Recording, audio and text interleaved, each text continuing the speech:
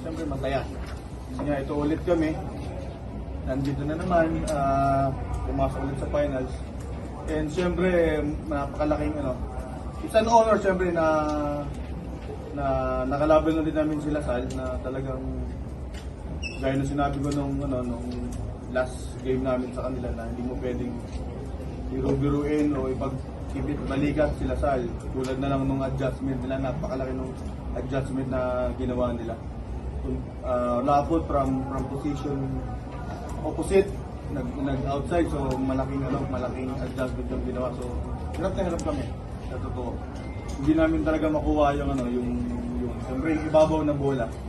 Pero yun, hanggang sa makapag-adjust naman sa awa ng Diyos na nakakuha din kami ng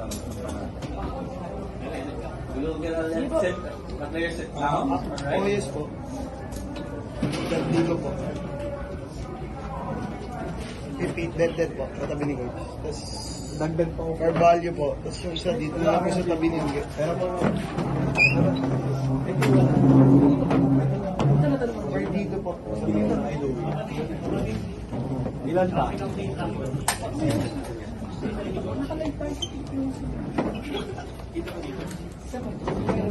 pa? Okay, wait lang po. We have Red Jurado, Angge Poyos, Jonah Perdido, Cassie Carvalho, and team captain Libero Detetico. To Cassie, you had 5 points and 18 excellent receptions. So this is your first finals appearance in your second season. Cassie, sorry. Your thoughts about this match? What is it? Sobrang grateful po ako sa panalo nito kasi talagang pinusuan talaga namin yung nag today and lahat nagtrabaho and syempre malalim din yung pinagbubutan ng isa't isa. Dinadedicate din namin yung panalo to kay Sir Morris and sa daytime.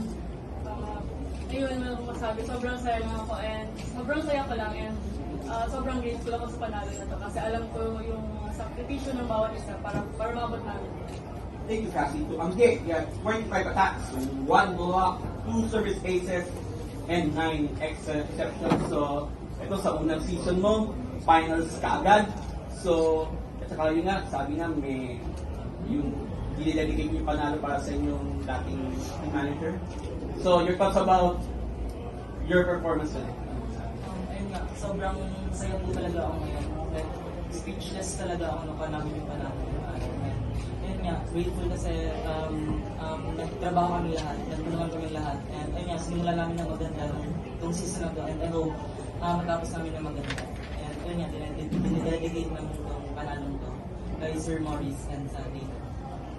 Thank you. To Red, you have 5 attacks, 1 blocks, 1 service ace, and 8 digs. So, ano masasabi mo na ito na, nakarating na kayo sa finals and who knows, baka makuha niyo pa yung corona para sa Spanish. Very grateful lang po. Pinaghirapan talaga namin ito namin namin sa lahat ng sacrifices namin. Very grateful na ito yung naging outcome. Thank you to Jonah. You had 15 attacks, 2 blocks, 4 digs, and 12 exceptions today. So, maganda yung pinakita mo today. Saka talagang feel yung sarili mo para manalo yung senior pag sa mga performance. Ang masasabi ko lang po, proud po ako sa Wilson kasi not po talaga individual na trabaho and salamat Lord. And thank you Lord. Yun po, sobrang saya. Thank you. To Dete, you had 18 digs and 16 excellent receptions. You're all over the place kanina. Ano naman sa'yo na, ito nga, dito ka first year mas team captain, tapos dinala mo yung team sa finals. What do you say? Sobrang honor talaga ako na maging captain ball ng ganitong promising team. So, nagpapasalamat ako sa teammate ko kasi talagang tinarbaho namin every point, yun, every day, every training. And yun, salamat Lord kasi nag-uong. Okay, the first one. Coach, napaka-special yata ng May 5 sa inyo kasi exactly 5 years ago. Ganito rin yung nangyari. Although different lineup na, ano lang yung feeling na nagawa mo ulit na madala yung team sa finals against Lasal pa na grabe yung winning tradition. Actually, nung pasok ko kanina, bago dun sa court, yun agad yung sinabi sa akin, Coach, May 5. Ito din yung yung moment na na nakuha nyo nga yung final appearance. Same venue din. Kami, honored kami na hanggang ngayon. Ngayon, nakuha na namin yung sinasabi namin na talagang saling kit-kit niya kami na dun sa tatlo. Pero yun nga, na lang talaga, yung hard work talaga yung tinatrabaho ng mga bata na ito na yung pinaka-dividend nila. Tapos may mga din kami, siyempre may mga maingay din sa labas. Tapos, yun lang,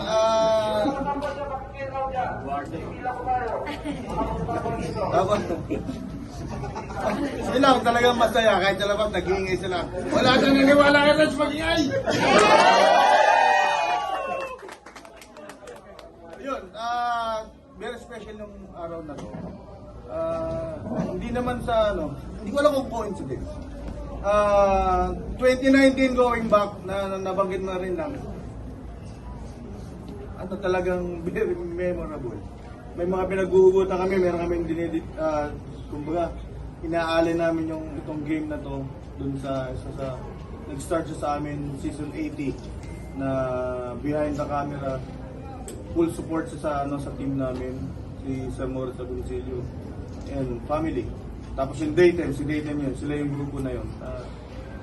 Until hanggang kahit naka-K na siya, nanonood all the way. Hopefully masaya siya ngayon na nanonood sa amin. Malaking tulong sa mga, especially sa mga bata. Kaya sila din, yun nga, inaalay namin yung game na to para sa amin. Talagang ayaw magpakilala kung sino silang tumutulong. So ganun kalalim yung namin, yung mga tumutulong dun sa team. Talagang kahit na naging mahirap para sa kanila, pero ito na yung distress nila dito na sila mas nagiging masaya. So kami, binabalik namin sa kanila. Siyempre masaya kami na andyan sila all the way. Again, yung 2019, sabi nga, history repeats itself. Pero this time, babaguhin namin yung result. Pipilitin namin sabay-sabay yung mga bata. Kaya nang sinasabi namin na talaga na yung hard work, yung sinatsambahan namin yung yung mga laro namin, pipilitin ulit namin makatsamba. Pagpasok ng finals, pipilitin namin yun. And yung siyempre wala naman kaming masabi pa sa mga bata na to, kundi yung talagang kung ano yung puhunan nila dito kung bakit kami nandito ngayon sa harapan mo. Talagang purely hard work, no more drama, wala nang ganun na ini-entertain pa. At sabi nga namin sa kanila, especially yung mga coaches, magiging overprotective kami para sa kanila. Kasi nga ayaw na namin na pupunta kami dito, may sakit isa. Yung mga ganong yun actually yung magiging kalaban namin this time. So, we will keep the team intact, especially pagpasok nitong ng finals. So yun, talagang memorable nga. Again, babaguhin namin yung history na kung ano nakalipas ng 2019. Thank you. Adet, siguro nung umpisa ng season, marami bang nagduda sa mga player na nawala sa size, sa experience ng team na to. Pero ano yung pakiramdam na marami bang nagduda, yung team nyo naniwala, yung UST naniwala, at ngayon, 2 panalo na lang, mababalik na yung corona sa Ispan. Una sa lahat, thank you sa mga bashers. Kasi ginawa talaga namin silang inspirasyon. Unang game pa lang, alam namin maraming kumukot siya na, ay wala to. And yun, napatunayan namin ng unang game, nakita namin kung ano yung kapasidad ng team namin. And ayun, tinabaho lang po talaga namin. And ayun, gusto ko lang po magpasalamat sa lahat ng naniniwala, manalo-matalo. Thank you po. kay Lord. I-follow up na lang din siguro, last year nga sa Final Four, Lasal din nag-eliminate sa inyo, and yun nga yung naging exit ng mga seniors niya, sila Aya, si Aimee, si Milena, si Casey. So ano pakiramdam na kahit paano parang naipaghiganti at naibawi niyo sila ngayon? Unbelievable po yung feeling. Kasi parang, lalo ako, parang nasanay kasi ako na lagi kong ka-teammate si Ate Leia. Siyempre, nandun talaga yung una na pandududa na parang paano na yung team. Ganyan, tapos parang biglang napili ako captain ball. Parang, sure ka, coach? Napili ba ako na parang, ewan ko ba? Pero ayun, dinededicate din po namin sa mga seniors ko na yun, naibawi namin kayo ate. And for Angge, nitong rookie season mo pa lang, ang dami mo nang na-break na records. Tapos ngayon, ikaw rin yung nag-deliver for UST na makabalik sa finals. Siguro na lang masasabi mo, after all of these accomplishments na madala mo nga yung UST. Yun nga po, sobrang saya kasi first season ko pala to as a rookie. And ayun nga, grateful kasi naidala namin, nairaos namin, and nakapasok kami ng final this season. And ayun, binawi ko nga rin po yung high school na performance ko kasi nga, ibang-iba talaga sa performance ko ngayon. Kaya, ayun, sabi, ginangako ko sa sarili ko na babawi ako, ibabawi kay coach. Ay! Coach, tanong ko lang din, after nung match niya, si Coach Romil lumapit agad sa inyo and nag-show ng sportsmanship. Can you talk about lang siguro yung parang naging rivalry niyo na rin over the past few years, tapos talagang show sign of respect? Actually, hindi ko siya tinitingnan sa ganong aspeto. Gaya ng sinasabi ko, sa women's division, sila na yung mga nilulup up namin. Again, naglalaro pa ako dyan sa USD, si Coach Ramil na to. So, pakiramdam lang nito, parang sa volleyball community, parang parang tito ko na siya o tatay ko na siya dito sa volleyball talaga. Masarap lang din yung feeling na alam mo na na very humble si Coach Ramil. Dun sa the way siya yung i-treat kami na sa mga junior coaches niya. So tapos yung kanina nung nag-shake hands kami, mararamdaman mo yung sincerity ng panalo yung niya sa pagbati na ibibigay ng na good luck sa final. So malaking bagay para sa amin na parang binibigyan ka na ng blessing. Parang kunin mo na yung kampiyonato. Pero siyempre hanggang doon lang namin sa coaching, pero the rest mga players namin na magtatrabaho doon, tutulungan lang namin sila. So yun yung feeling na nagiging mas pressured ako na nakakalaban ko si Coach Ramil until sana magtagal pa yung namin yung andito siya sa UAAP. So, malaki very grateful ako dun sa mga ganun dito. So, Coach, follow-up lang about kay Angge. Sabi niya, bumawi niya siya for you after sa high school. Ngayon na-deliver niya rin yung UST 28 points siya this game. Siguro lang masasabi mo about yung how she formed throughout the season na nandito na kayo sa finals. Well, saka wala sila kasi actually silang dalawa yung namin pang sasandalan namin nung high school days nila.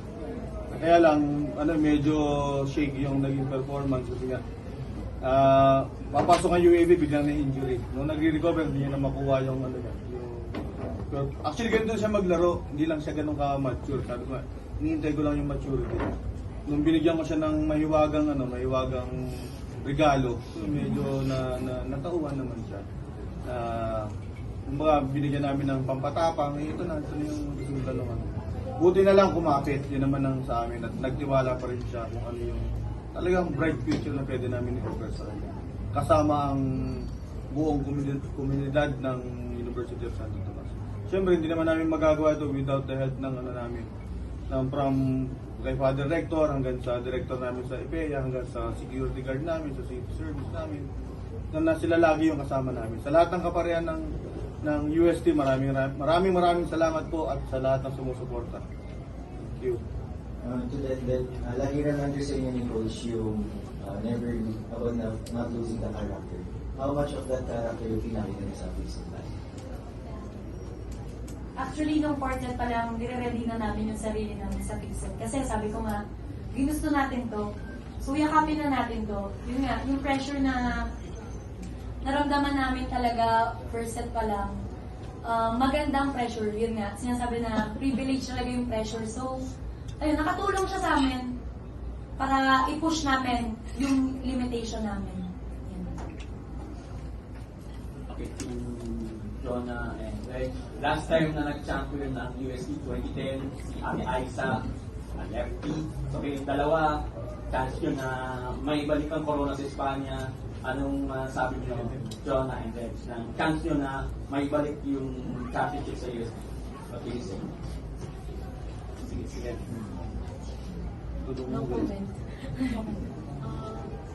Siyempre, isa nga po si ng Aiza yung mga nililook up namin since madami nga siya nadalang championship sa USD. So, sana nga mangyari na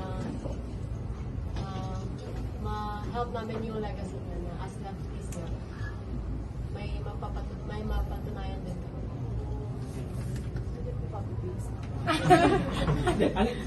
Siyempre, si Ate Aiza nanonood dati sa inyo yan. Laging nanonood sa inyo yan. May time siya. So, what can you say na ito, chance nyo na may balik yung championship sa USD dahil dalawang games na lang kailangan pa?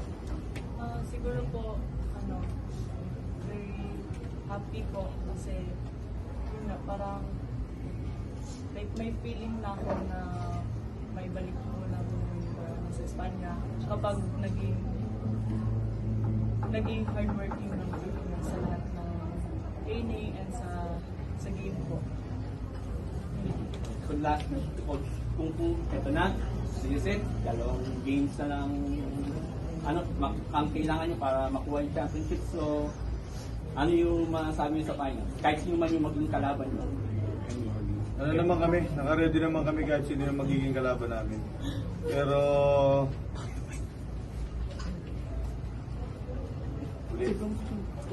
yan, ano namin, yung dalawang laro na yan, medyo ano yan, gaya na sinabi namin nung last game ng elimination, na andito na kami. Sasagad na namin ngayon, ibubuhos na namin kung anong mga natitira pa namin na itatago namin na hard work. Talagang, doon lang naman, yun lang talagang baseline namin, talagang tinatrabaho lang namin. Araw-araw, lahat ng kung ano nakikita nyo dyan sa laro, araw-araw namin halos ginagawa na yan. More on repetition. So yung mga tsamba na yan, mga 1,000 times nilang inuulit yan. Ilang beses na nayayaw-yawan yung mga yan. Yung mga tsamba na yan, talagang pinaghihirapan namin.